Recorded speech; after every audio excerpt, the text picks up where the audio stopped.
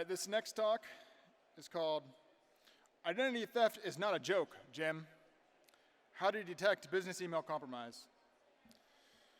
We'll have Mac Foss and Rachel Schwalk from Red Canary give their presentation, and through this talk, you will learn about legacy authentication protocols and adversary in the middle attacks, which are common methods used to get around multi-factor authentication. Additionally, you'll be equipped with how to detect and hunt for business email compromise through email role analytics, MFA method modifications, and user agent analytics. So please welcome Mac Foss and Rachel Schwalk.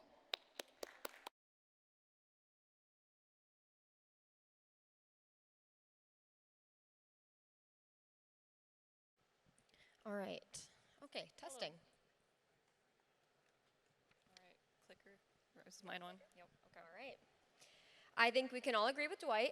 Identity theft is not a joke. Millions of families suffer every year.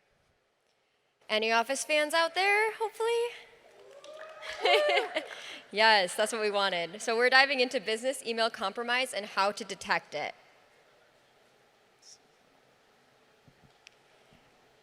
Got it? I'm trying to figure it out. Oh, here it is. Here we go. All right. My name is Mac. I'm a detection engineer for Red Canary. And outside of being a proud woman in STEM, I am also a marathon runner. And my name is Rachel Schwalk. I am also a detection engineer at Red Canary. And outside of that, I like to read and play with Legos and find some good food places. So if anyone has any suggestions for after this of where we should eat, let us know. So what is business email compromise? So it is a cyber attack where criminals gain access to a company's email system. Adversaries use it to scam employees into making unauthorized transactions or sharing sensitive information, or both. And why do they do this? Well, email inboxes contain a lot of sensitive information, and they're also vital to identifying people in the corporate world. So gaining access to inboxes not only offers an adversary access to all kinds of juicy information, but it also allows them to impersonate legitimate users and carry out a bunch of different malicious activities. So it might sound fairly complicated, but I'm going to pass it over to Mac to break things down to where even Michael Scott can understand. All right, yeah, to break it down to a level that Michael Scott can understand, you should care about this because adversaries are utilizing this attack method, and they're successful doing so. So they're initializing wire fraud, they're stealing sensitive information, and dropping malware. So to care means that you can limit your organization's risk. So listening to this talk, it's a great start because both Rachel and I know that there are a lot of indicators of business email compromise that are detectable.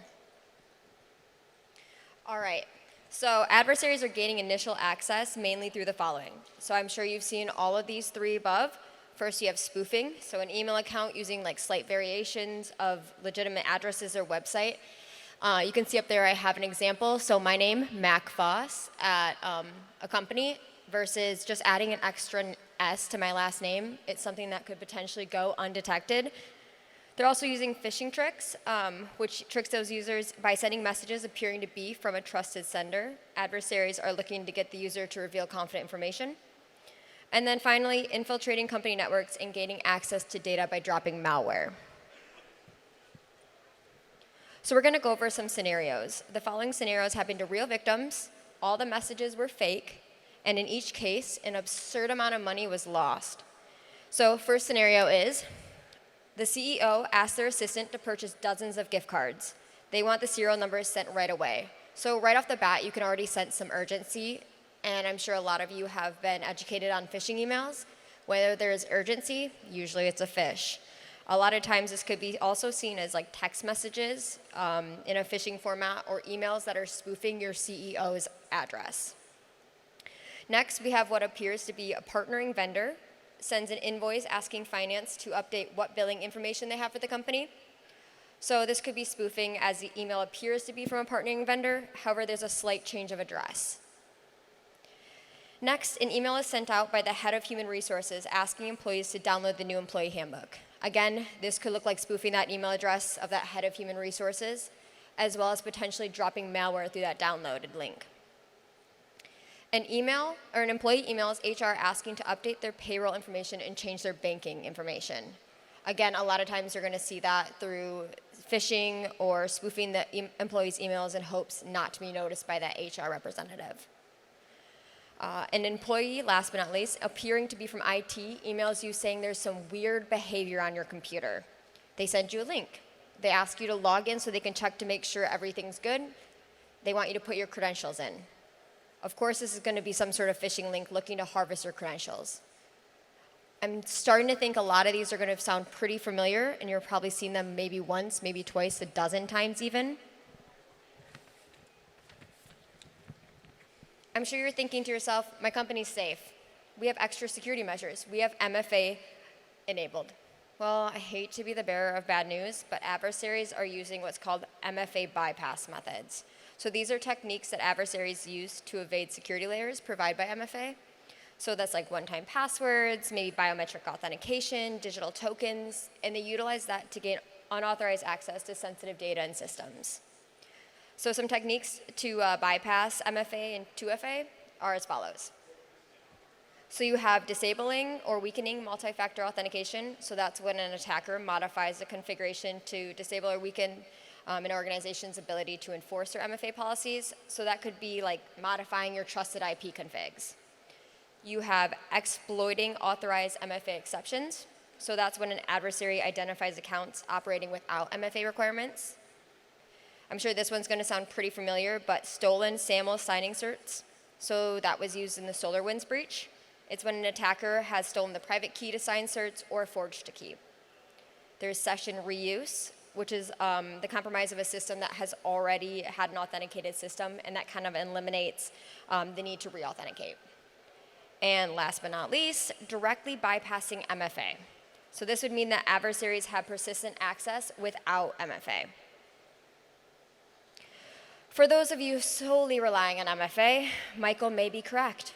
But I'm going to hand it over to Rachel, and she's going to talk about an authentication method that may have slipped through the cracks within your environment, where adversaries are directly bypassing MFA. Yeah, so I want to talk a little bit about some legacy authentication protocols. So legacy authentication is going to refer to applications that directly handle usernames and passwords. And they just send it to an identity provider to get an access token. Modern authentication is stuff like OAuth 2.0. It is going to prevent applications from handling usernames and passwords directly. Instead, it's going to route the user to an identity provider, so think like Azure AD, and that user will authenticate. And the problem with legacy authentication, you're not going to be able to have any multi-factor authentication or device verification. And so that's referring to these older protocols such as POP3 and SMTP. And attacking legacy authentication is low effort for adversaries because they can do password spraying attacks. Password spraying, so that's when the adversary has a list of usernames and they have a bunch of low complexity passwords that if you're a large organization, you're probably going to have at least a couple users use. So if you're, changing passwords like every 90 days, you're probably going to have one or two people that just change it with the season. So autumn 2023 ! Might be the current one. So these adversaries are going to use those predictable password schemes, and they just have to hope that one person used that. And so these legacy authentication, they're still allowed by Microsoft because a lot of times these older devices like printers or these older applications still require it. And I'm going to talk a bit about another specific legacy authentication protocol, this Resource Owner Password Credentials, ROPC. ROPC is a method to let these older applications that rely on legacy authentication to switch in real time to OAuth 2.0. They use the ROPC flow. So it basically lets these legacy apps upgrade to modern authentication on the fly instead of having the application developer update authentication to stuff like OAuth 2.0's authorization grant. And just like the other legacy protocols, it doesn't let the user interact with the identity provider directly. So there's no way to accomplish multi-factor authentication. And so a typical client that accepts the ROPC flow just handles the username and password and sends it to the identity provider itself. And adversaries target the ROPC flow because it's, like I said, it's an easy way to do password spraying. And if there's an account, like you might think you have MFA explicitly required for every account, but oftentimes there's exceptions made. And for these ROPC flows, you just have to have 1 or 2 accounts misconfigured and the attacker's in. And it's also a good avenue for attack because Azure AD, also known as Entra ID now, they ship apps by default that support ROPC. And some of these apps are like Microsoft Teams or Outlook Mobile. And that has a lot of good information that adversaries want. And so specifically, when users or when adversaries log in with the ROPC flow, our users, if they're still using ROPC, you will see this BAV2 ROPC user agent. So it stands for Basic Authentication version 2 Resource Owner Password Credential. And so this user agent, a user agent's kind of what identifies a type of device and browser being used during authentication. So oftentimes you might see Windows 10 with a Chrome browser, or you'll see iOS device with Safari. And in case of using ROPC, you'll see this BAV2 ROPC instead. And so you'll want to kind of like look through your authentication logs, and you can filter in Azure AD by single factor authentication. You can filter by just if it's using the ROPC authentication type, or you can look for this user agent. And it's also interesting because if an attacker does successfully log in with this, and the user does explicitly require MFA, they won't gain access, but they will get an invalid grant, and that user also won't get sent an MFA notification, so they won't know that their credentials are compromised, but the attacker still has that information. And so, pass it over to Mac to actually explain the login flow. All right, so we have some fun graphics. So the resource owner password credential, ROPC, as Rachel was talking about, that flow is one of the standard flows defined in OAuth 1. So it's a single request flow. In this flow, the client first collects the resource owner's credentials and then sends them to the authorization server. So as a part of the request, the client also sends its own credentials, and that's an HTTP post request with the client's credentials either in the body or the authorization header. The server then responds with the access token and optionally a refresh token. So immediately after a successful request, the client securely discards the user's credentials from memory and never saves them. All right, now this one may look a little bit more complicated, but it's actually just a high-level view of the authentication flow using OAuth. So again, this is different than ROPC. So this auth code flow requires a user agent that supports redirection from the authorization server back to your application. So for example, it's like a web browser or desktop or mobile application operated by a user to sign in. It signs into your app and then accesses their own data. So apps using the OAuth 2.0 authorization code, they acquire a access token to include in requests to resources protected by that identity platform, so typically like an API. So apps can also request a new ID and access token for previously authenticated entities by using that refresh mechanism. So we could go on, or I could go on quite a bit about authentication flows, but the show must go on. So I'm actually going to hand it over to Rachel to talk about AITM, or what used to be man-in-the-middle attacks. And like Kelly Kapoor said from The Office, I talk a lot, so I've just learned to tune myself out. All right, so another MFA bypass method that's been getting used a lot is adversary in the middle attacks, also known as AITM, and yeah, used to be called man in the middle.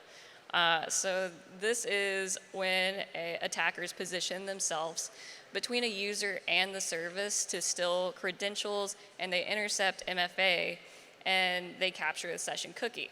So they don't have to re-authenticate, they just reuse that cookie and they're already a validated user. All right, so this is going to be me walking you through an example AITM scenario. This is an indirect proxy scenario. So in an indirect proxy scenario, you're not proxying HTTP packets, you're actually visiting the attacker's owned phishing website. So they have a lot of control over what they present to the user. And so in this scenario, a phishing email is received. The user clicks the phishing link. They go to the attacker-controlled website, and the attacker will then initiate authentication with the target website that they're wanting credentials for. So it's usually Microsoft. The user will enter their credentials, and then the attacker captures the credentials and sends it to the target site. The target site will prompt the user for MFA, and the attacker will create a fake MFA login page for the user that the user will input that MFA code into, and then the attacker sends that back to the identity provider, and they receive the session cookie. The user, meanwhile, will just be redirected, and they won't know that anything bad happened. They will just think, oh, I need to try to log in again. So they have no idea that somebody is now using their account. And this may sound like a complex attack, but it's really pretty simple to set up. These are open source adversary in the middle phishing kits. So these are all on GitHub. There's plenty of YouTube videos to show you how to get it up and running. On GitHub, it does say, please don't use this for evil. I'm okay. They probably do anyways. Bad guys usually don't follow the law. But there's also even easier adversary in the middle kits available. If you want to pay like $400, if you're really like, I don't know anything about phishing, just point and click for me. You can pay a fee and basically have it done for you. Which I'm sure $400 for someone who's trying to gain millions of dollars, that seems It's minute. Yeah, a low price to pay. So how do you prevent these type of things? So you can disable legacy authentication. That's a good start. Since it's on by default, go turn it off. This is a one-liner to disable Exchange SMTP authentication.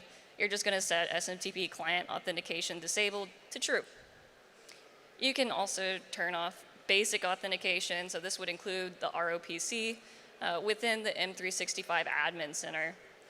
So you're just going to set that OAuth 2 client profile enabled to true. Adversary in the middle is a little bit different, and you'll probably need to create conditional access policies. So these policies will evaluate the login at the time of sign-in, and if something's off or if something that you marked as not allowed occurs, that login will be blocked. So it's a good idea if you can mark devices to be required to be compliant. The user will have to register their device beforehand, and they won't be able to log in until they do. And you can also require trusted locations. If you know where your users are going to be logging in from, only allow logins from there.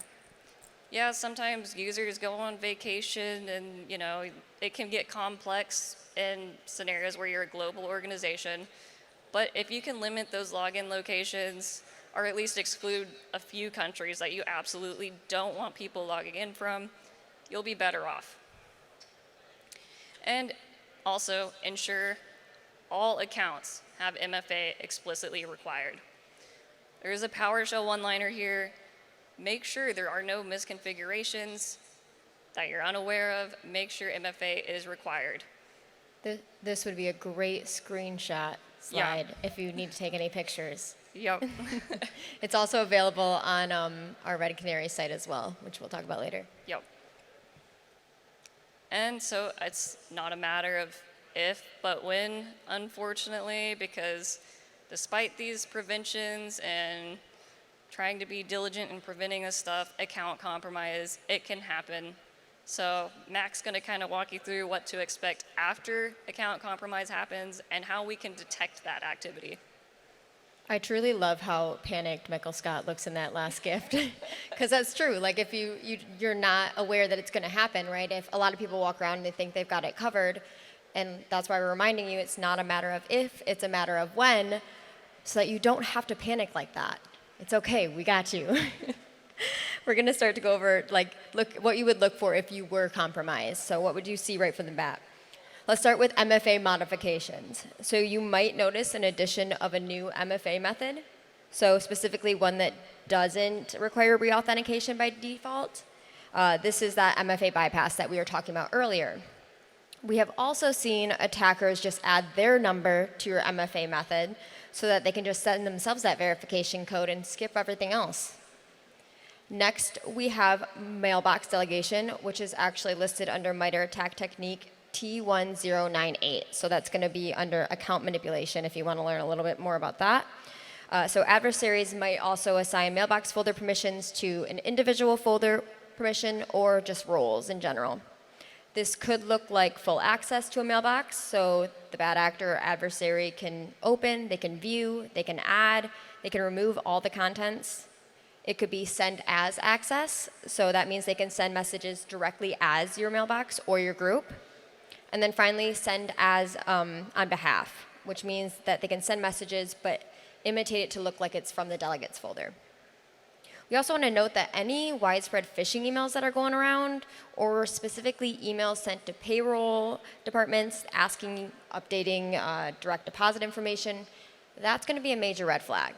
You're definitely going to want to analyze those pretty deep and not let those slip through the crack. Another huge thing that's easy to monitor is email rule creation. So one of the most frequent techniques adversaries leverage in business email compromise is going to be creating email rules, email forwarding rules. So email rules allow you to move, you can flag, you can respond to email messages automatically. A lot of users create these just to do their day-to-day tasks or deal with the tremendous amount of emails that they're getting. And because of that, detecting a malicious rule can seem a little daunting, right? There's going to be a lot of events. But adversaries are going to look to create new email rules in order to evade detection. So in that case, they're tending to write rules that are going to move emails into less viewed folders. So that might be like archive or RSS feeds, something like that a normal user isn't going to go and move emails into. Adversaries might also try to mark emails as read just in hopes that you'll skip them or miss them entirely. And they're also likely to forward emails to adversary email accounts just to gain some information, collect data, etc. So again, we noted that there are a ton of events you might be getting because normal users do use email forwarding rules. The most important ones to watch, specifically within Microsoft's unified audit logs, are going to be new inbox rule, set inbox rule. You can see them up there: remove inbox rule, disable inbox rule, update inbox rules, and set mailbox. In the past year, we've identified and detected numerous compromises where adversaries are using valid credentials to silently modify a victim's mailbox settings.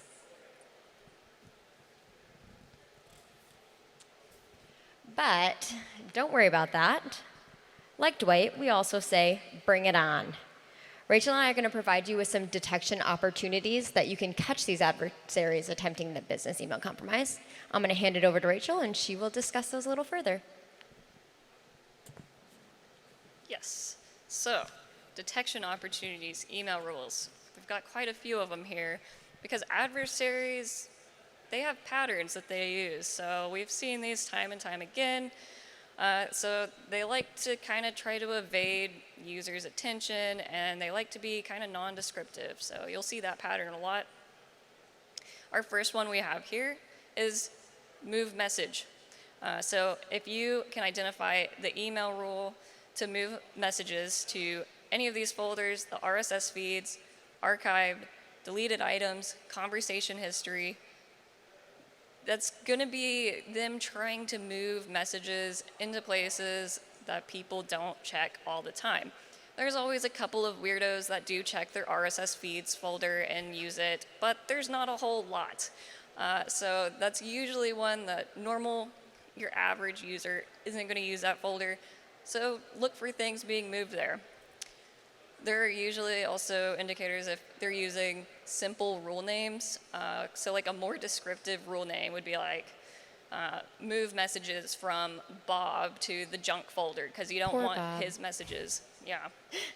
But attackers are going to be less descriptive, and they're going to use something like a or a period. So like a one-character email rule name, so you don't know what it is. And so here's regex here to just look for any letter, lowercase or uppercase, any number, or any special character being used once in the email rule name. And then we've also got forwarding to external addresses. So like Mac mentioned, a lot of times, if the adversary loses control of that victim's inbox, if they change the password, if they have that forwarding rule set up, they're still going to get their emails. So they still will get that information. And they might still even be able to reply like they're that user from their own account. So look for an email rule that contains forward to or redirect to and does not contain your company's domain. If that's too noisy, you can limit it to like checking for forward to or redirect rules that contain popular public email domains. Like adversaries like to use Proton Mail somewhat, so you could look for that. You could look for Gmail and Yahoo, AOL.com. You should hopefully not have users forwarding all their work emails to their personal accounts. So that's one way to kind of limit that noise if you have contractors that do send things to external email addresses from your domain. Some more email rules to look for. So repetitive rule names. Similar to the single character, adversaries also use repetitive names that are also not descriptive. It's like they just lay their finger on a keyboard and put A, or the repeating periods is another one that we see quite a bit. So look for an email rule matching this regex where it's a character from 1 to an unlimited number of times. Special characters are another one. They really like to use stuff like semicolons, or they'll use exclamation point, asterisk, semicolon as the name. So here's another email rule, regex to find those special characters and match on that. Suspicious message filters. So again, with trying to redirect emails to where the user won't see them, look for a rule word filter containing hacked, phishing, compromised, virus. They are thinking that maybe the IT department is going to send out a notice. Hey, so-and-so was compromised, or hey, there is a phishing email going around. They don't want the victim to know that. So they're going to look for those keywords, and they're going to send those emails to deleted items, or they're just going to mark them as read so the user doesn't know that they didn't see it. They'll just be like, oh, I already read that email. Another tactic is payroll, wire, direct deposit, invoice. Those rule word filters are also popular because they're usually sending these phishing emails with that subject matter to like the payroll department, like, hey, update my direct deposit information, or I need you to send this wire transfer by end of day. And if they reply to that email, the victim might see. So they'll use those filters to, again, do the same thing, mark it as read. They don't want the victim to see that reply if they get one. Some key takeaways here. Multi-factor should be explicitly required. Use that PowerShell one-liner, make sure there are no misconfigurations in your environment. Turn off legacy authentication. Monitor the email rules that we gave you, look for those strange RSS feed moves and look for email rule names that don't give a lot of information about what they're doing. And conditional access policies can help you protect against adversary in the middle. This attack is something we see every day. Adversary in the middle is very popular right now. So if you have the ability to make conditional access policies, do it. Limit locations that users can log in from. And also download the Red Canary Threat Detection Report. We're also going to be at Xochi downstairs for a happy hour if you want to come hang out with us. We'd love to talk to y'all. And I have t-shirts, so if you guys want some fun bird t-shirts, I got some. I got you. Who doesn't love a bird t-shirt? We got good gear. I like our shirts. I'm obviously decked out. Any questions from anyone? Yes.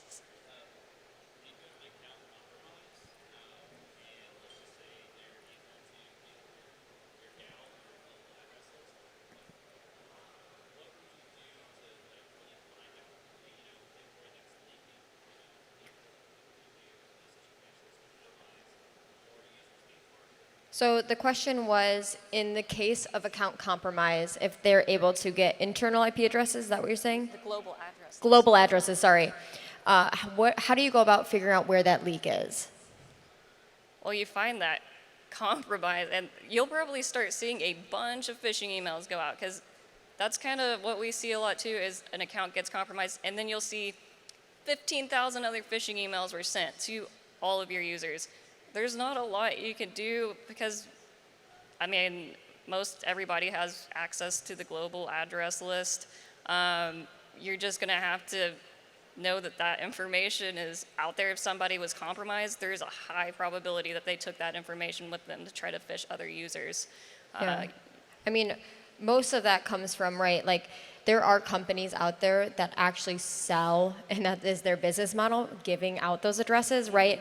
And that's why they say your first line of defense is your users. So educate them on phishing, make sure you're telling them not to click everything, as well as obviously collecting the logs and, you know, having maybe a data lake or something of some sort with your email logs, all that kind of stuff. But realistically, you're going to be able to find that leak by looking through what emails are being massively sent, like Rachel said.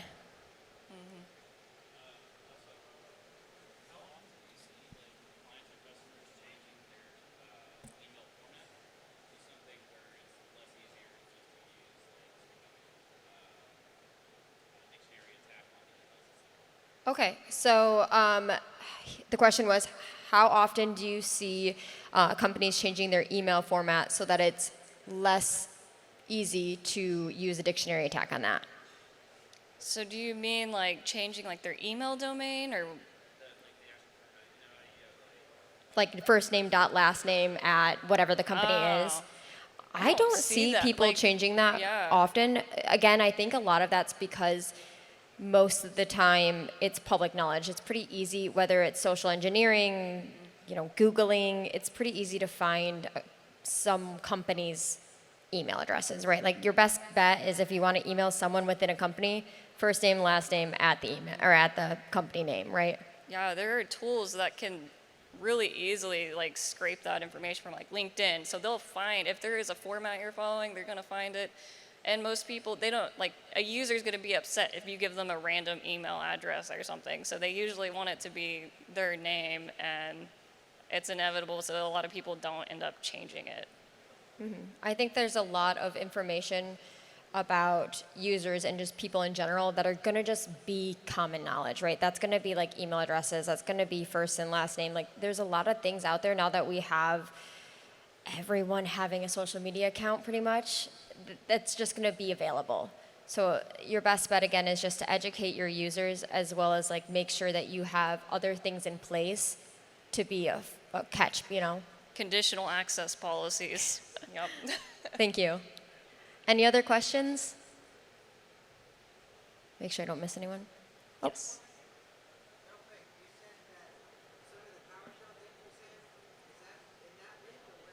Yeah, so he asked if the PowerShell one-liner is going to be like in that specific link.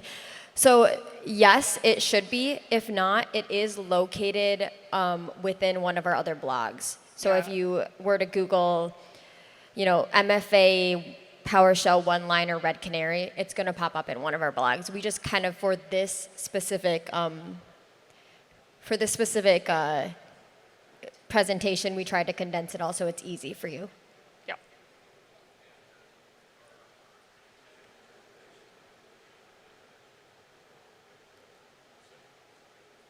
It'll be on this. Oh, yeah. Yeah. Yep, we will let Hugh SetCon as well post our presentation as well, so that it'll be out there for y'all.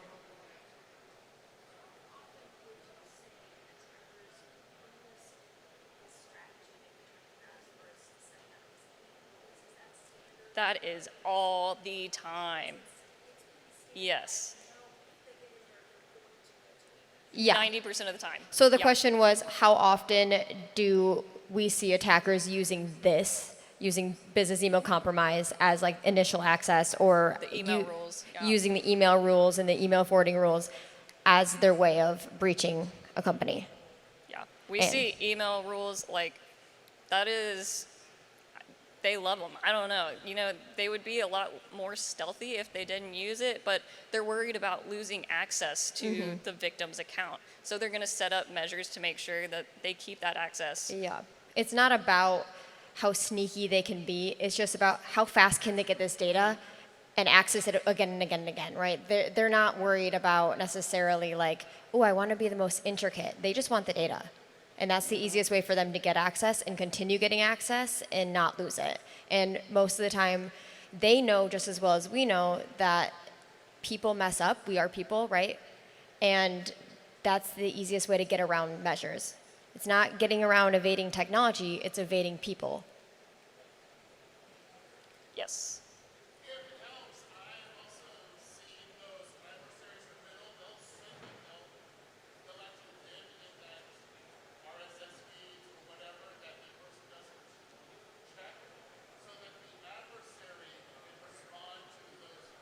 Yes. Yes.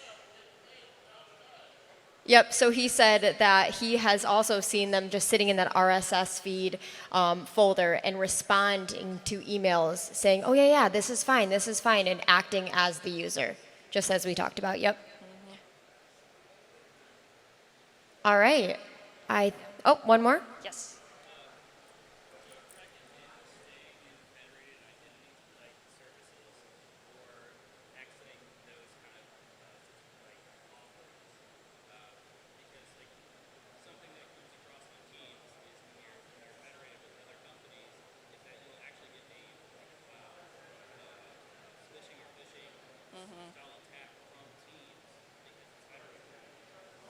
Okay, so the question was, do you recommend it sitting in that federated space? Because there has been seen attacks of getting phishing or smishing emails from actual federated teams. Yeah, like when you share access with another company. That's that's a good question. I would say, there's no extra harm in staying within it. Like if you have aware users. I mean, the best would be having timeout stuff, Yeah. right? Making sure there's some sort of timeout there so that you're having to re-authenticate and having your applications have to re-authenticate. So you can't stay federated for 48 hours, 3 weeks, et cetera, that at some point it's going to ask your users or your applications to connect again in order to, lower that risk. Of course, obviously, sometimes it's going to happen. And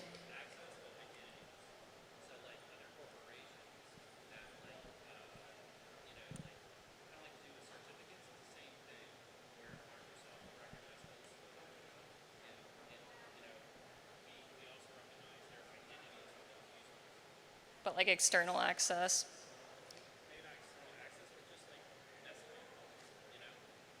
Yeah. oh, like using Facebook basically to log in everything and being able to access your other apps is what you're saying?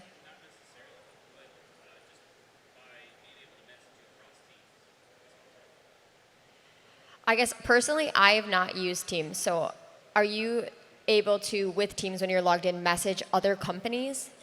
Okay, that makes more sense. Thank you for the clarity. So he's wondering what would be the recommendation for that use case. So if you're logged into Teams, you're able to go cross-company for messaging, and that's where phishing emails are being sent. If you're getting a phishing email, it's going to be the same thing with email, right? So you're going to be wanting to make sure your users are looking at those links. Because with phishing, yes, they could be social engineering and asking for information, but most of the time it's something mass, and they're sending a link or dropping malware. And again, that's going to be one of those circumstances where make sure your users know to check links before they click everything, as well as obviously don't download anything you're not expecting. But